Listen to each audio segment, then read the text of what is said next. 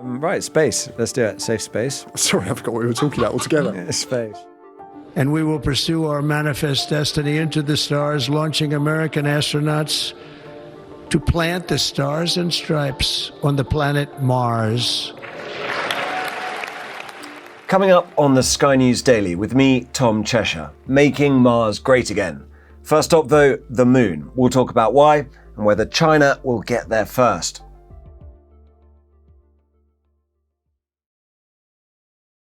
Donald Trump is heading back to the White House. Together we can truly make America great again. We are in for an unpredictable but fascinating 4 years. And we're going to be following every twist and turn for the first 100 days. We'll be bringing you the latest updates and analysis first thing every morning. So join me, James Matthews. Me, Martha Kellner. And me, Mark Stone. For Trump 100, every weekday at 6 a.m, wherever you get your podcasts.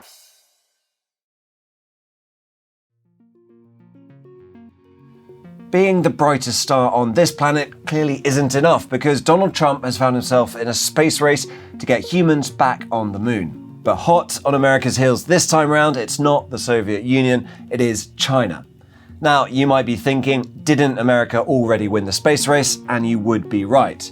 But we'll be talking about why China's ambitions change American calculations, as well as the influence that first buddy Elon Musk will bring to Trump, the moon, and much further beyond. To get into all of that, I'm joined by Sky's science and technology editor, Tom Clarke. So Tom, Trump, he's always been interested in space, right? He was the one that signed off on this Artemis program that we're going to talk about. It's NASA's plan to put Americans back on the moon. He set up the Space Force. This hasn't come out of nowhere. Yeah, absolutely. I think, like any US president, space is one of those things America does well. Culturally, it's really profound and significant, and it can show aspiration and ambition. And yeah, Trump's very much in line with that. I mean, interestingly, the program that we're talking about, Artemis, this one that's now going to be quite controversial in the coming months, it was one that he signed off on under his administration previously. So yeah, he's very much engaged with this. What's interesting now, though, previously, like other presidents, I think his interest was just for that reason alone. Now it's getting a bit more complicated because the people around him, Elon Musk, Jeff Bezos, the guy he's picked to be the new boss of NASA, a friend of Elon Musk called Jared Isaacman, they're all billionaires. They're all obsessed with rockets. They are interested in space startups. And they've got the ear of the president. Before we talk about all that, and especially how Elon Musk, he's been feeding everything into the wood chipper, just in terms of Artemis and what it's doing. Going back to the moon, but it's not just a whiz around the moon, Apollo style. That's right. So, I mean, a quick tour of history. After the space shuttle program was cancelled for safety reasons, there was a sort of period of scratching of heads. What do we do now? We've got the International Space Station, but what do we do to sort of continue to justify putting humans into space? Do we even bother continuing to do it at all? And the idea was, how about we go back to the moon, but not just to repeat Apollo? That would be a waste of money, and what could we show for it? Let's use a mission to the moon to try out the kind of things we'd need to do interplanetary exploration, or go to an asteroid, or go beyond our immediate space environment. And let's use the moon as the kind of proving ground for all of that. And that's what Artemis represents. It represents a kind of return to the moon, but with more kit to stay longer, with a view to putting a settlement or some kind of establishing some kind of base on the moon. Also looking at exploiting its resources. There's water on the south pole of the moon that's frozen as ice. You could use that combined with minerals and things in the atmosphere, very thin atmosphere, but you could use that to make fuel for a space rocket. So you could use the moon as a kind of refueling station to head further out into space. First stop moon, next First stop Mars. moon. It's got very limited gravity, so you don't have to build as big a spacecraft. You can, leapfrog to Mars or beyond. That's the idea. That was the principal plan for Artemis. And it's a good one in terms of that sort of step. The question we've got now is, it's costing so much money. And since it was conceived, and partly thanks, or in very much part thanks to Elon Musk, there are potentially much cheaper, more efficient ways of doing it. And can you just junk it at that point? Can Musk want to say, hey, look, here's my rocket, it's much cheaper, or even use Bezos's rocket instead? Exactly. And that's the sort of discussion that's going on at the moment. this is speculative. We don't exactly know what they're going to do, but we know that there's been widespread criticism from within NASA and outside of the cost of Artemis. A key component of it, sorry to get nerdy here, key component Get nerdy. The Space Launch System, the rocket they built to get astronauts to the moon as part of the Artemis program. It's cost so far about $13 billion to develop. It's projected to cost $25 billion by 2028, which is around the time they're actually going to do the first crewed moon landing. And the first launch of it, which was just to test whether the capsule they'd built, called Orion, to carry these astronauts to the moon would work. It was a test flight. That single launch is estimated to cost $4 billion. Per launch. And per launch. Compared to a SpaceX rocket, you're... SpaceX, now, they've got a rocket bigger than Artemis that's reusable, called Starship, and the Super Heavy booster. They're aiming for a launch cost of about $100 million.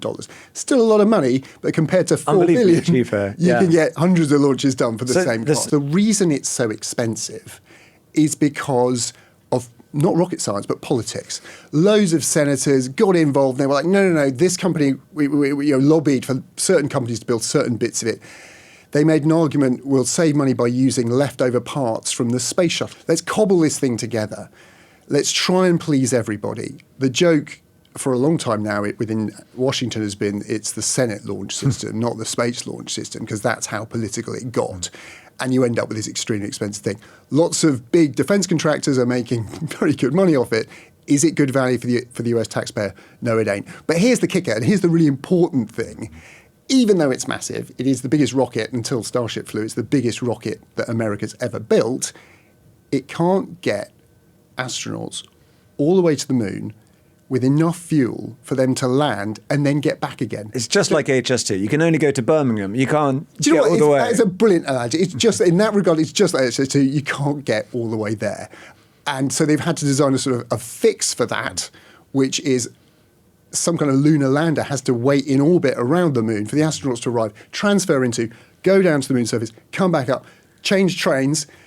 It is. In Manchester, whatever. You're not going all the way into Euston. This is that station in West London. So you can see why, when the auditors take a look at this, certainly when Elon Musk, as part of his efficiency department, or the new administrator who's obviously coming in with an agenda for change and is a friend of Elon Musk, they are probably going to look at this and think, guys, is there a better way we could be doing this for less money? And I suppose the other complication here is an external factor, is China doing the same thing. Now, presumably, they're not having to go through this rigmarole of sort of building a lunar orbiter. They're just going to like, hey, we haven't been to the moon. We just want to get there. Exactly. And the space race has already been won by America, but it's going to be galling if you have the red flag on the moon before America's got back there. That's exactly it. So this wasn't a space race, but now they've got this Artemis thing up and running. While that's been going on, China has gone leaps and bounds, advanced hugely in terms of its human spaceflight program.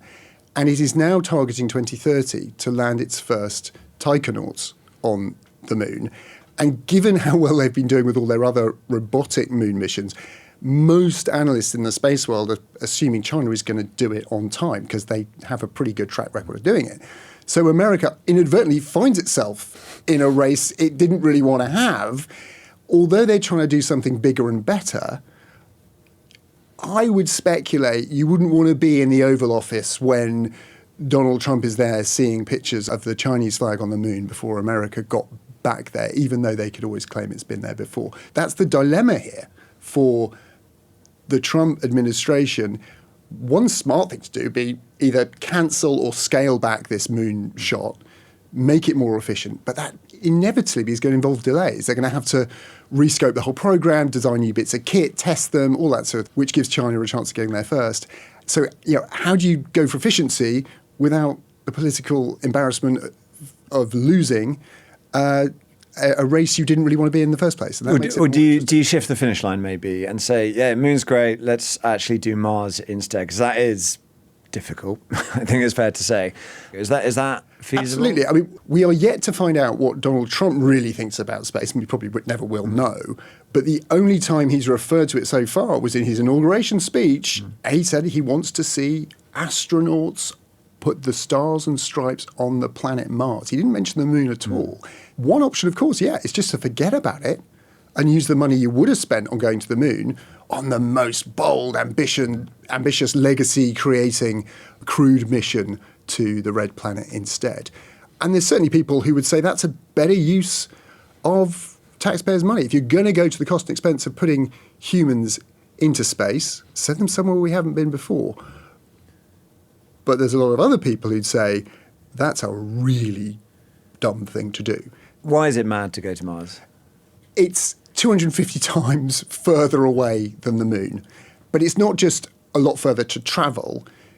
It means spending 9 months or so on the journey there in deep space, far from the magnetic bubble that the Earth no Earth puts out. protection. No protection from the cosmic radiation of deep space. No, we don't really know what humans would have to endure in terms of radiation on a journey that far, but we know it would probably be, if not lethal, getting to the levels that would cause serious problems later down the line. So you need a spacecraft that's shielded from radiation. That means it has to be heavier. You've got to think about the weight you can carry, how much fuel you need to get there. All of the kind of planning and ideas that have gone into Mars missions before envision, because of fuel constraints and things like that, you can't blast your way there at really high speed. So you have to take about 9.5 months to get there, spend about 18 months on Mars itself, and then the journey back. It's a 3-year mission. In order to do that, you need to survive on the surface of a planet far more hostile than, that quick trip to the moon. You've got really, really high temperatures during the day, really, really freezing temperatures at night. You've got nothing to eat, much less water than's available on the moon. You're going to have to be able to make fuel for your spacecraft. There's some big, big questions there. We don't have the hardware. We don't know about the biology. All of those problems are surmountable, and there's very credible sort of plans for how to get to Mars and back, but the costs would be literally astronomical. And also the timescales put you beyond the term of Donald Trump. So unless he's planning on, staying in power forever, it's... And who's to say he isn't? Fair enough. It's not something that's likely to be delivered then. And also, how do you make that square with your kind of efficiency agenda too? Thanks, Tom. In a moment, I'm going to speak to a space journalist, great job title, who tells us the mood from inside NASA with Trump and Musk at the helm. Donald Trump is heading back to the White House. Together we can truly make America great again. We are in for an unpredictable but fascinating 4 years. And we're going to be following every twist and turn for the first 100 days. We'll be bringing you the latest updates and analysis first thing every morning. So join me, James Matthews. Me, Martha Kellner. And me, Mark Stone. For Trump 100 every weekday at 6 a.m, wherever you get your podcasts. Hi, how's it going? Good. Thanks for bearing with us. No problem. I'm on a bit of a dodgy internet this morning, so hopefully everything's okay. It sounds nice. The headset sounds crisp. Eric Berger. He's senior space editor at Ars Technica in the US and the author of several books, one being about the rise of SpaceX, Elon Musk's company. Eric, you've got this deep knowledge of NASA. You know the people working there. And when Trump came to power, there's a lot of people in government probably quite rightly afraid of what it meant for them, whatever department that is. They're finding that out now, especially in terms of what Elon Musk is doing to various departments around Washington. What's the mood been like inside NASA? Are they excited about this sort of make the moon great again vibe, or are they more worried about what it means for them, for their jobs? The morale the last week or so has been really low. That NASA, the people I've spoken to, lots of uncertainty about the future of the agency, and really just involving Elon Musk meddling with the federal government. There's a lot of unease about that. Taking a step back and looking a little more broadly, I think there is some hope that NASA will get better guidance and a more straightforward deep space exploration program under the Trump administration among at least some people at NASA. But right now, there's just a lot of general unease because of all the uncertainty, the offers for buyouts, and it's just people are very uneasy about their futures. I mean, that must make it really hard to then try and go to the moon at the same time. But I guess, is there sort of recognition too that The Artemis program, for instance, is pretty unwieldy. It looks very expensive compared to what's happened, especially in the private industry. Is there a sense, too, perhaps, that there needs to be some sort of reckoning with that? Yeah, everyone kind of agrees that the Artemis program as it exists today is unwieldy. And there's just lots of questions. The main issue is that NASA, is providing the launch service for Artemis with the Space Launch System rocket. And it's just an extraordinarily expensive vehicle. And you see SpaceX, building heavy lift vehicles. Just last month, Blue Origin launched its large New Glenn rocket for the first time. So there's a sense that government not out to be mucking around in the affairs of where private companies are doing things better. And I think the big concern a lot of people have is, should Elon Musk, who is one of NASA's largest contractors, be making the decisions about how NASA gets to the moon or even where it goes. But it does make things very uncomfortable for the space community. Because on one hand, SpaceX has been this amazing provider of services to NASA. Certainly their most efficient contractor. I mean, the only reason we're getting humans to space now in the Western world is because of SpaceX. On the other hand, it's the provider of services should not be telling NASA who to buy services from. Completely understand that uncertainty, that fearfulness about the future. But also, if you are in the space community, you're now in a stage where, people who are really interested in space and rockets are actually at the sort of helm of the administration in a way that hasn't really existed before, and they may have too much influence. But you've got space really on the agenda. You've got the moon on the agenda. You've got Mars potentially on the agenda. You've got a space race with China too. Is there a sense, if you get through this tricky bit now, this could be a really good time for the space community, as you put it? That's a great point. I mean, that's kind of the dual nature of this. On one hand, there's the uncertainty and uncomfortableness. On the other hand, there's lots of opportunity. And this is the first time I think humans may make a real effort to go to Mars. It's been talked about for decades and decades, but no real action has happened. But this, SpaceX has a Starship vehicle that is the foundation for such a mission. And Trump is willing to do it. Elon is advising him. So I think they could make a run at Mars. It could certainly find a way to do Artemis more efficiently than as currently conceived. So yes, it's a very exciting time. It's a moment, I would say, filled with both promise and peril.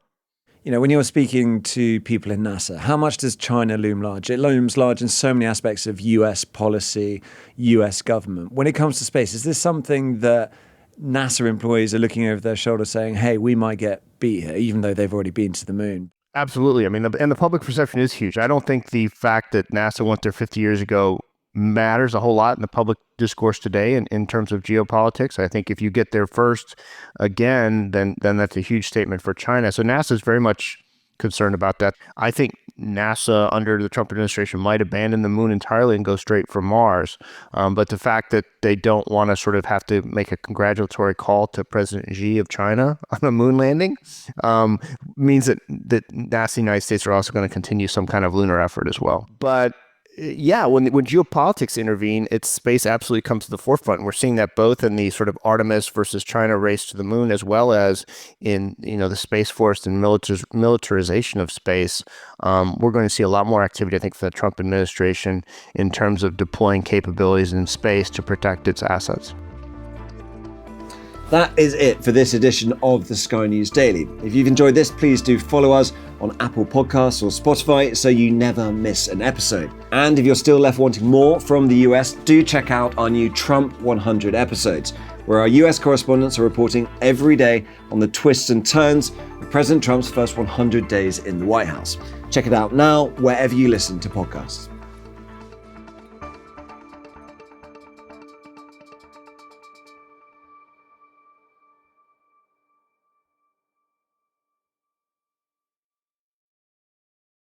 Donald Trump is heading back to the White House. Together we can truly make America great again. We are in for an unpredictable but fascinating 4 years. And we're going to be following every twist and turn for the first 100 days. We'll be bringing you the latest updates and analysis first thing every morning. So join me, James Matthews. Me, Martha Kellner. And me, Mark Stone. For Trump 100 every weekday at 6 a.m, wherever you get your podcasts.